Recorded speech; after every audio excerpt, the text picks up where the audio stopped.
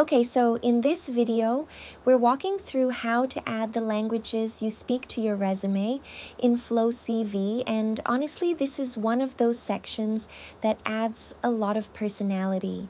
First, just pick the resume file you want to work on. Once you're inside the editor, click the Add Content button right here. That's where all the extra sections live.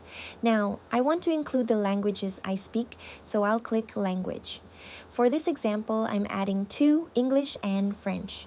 You can type in any language you know, and yeah, it doesn't even have to be a spoken one. If you want to list a programming language, you can totally do that too.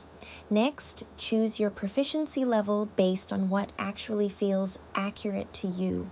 I'll set English to native and French to proficient. You'll see right away how FlowCV displays this on your resume, which makes it really easy to decide if you like the look.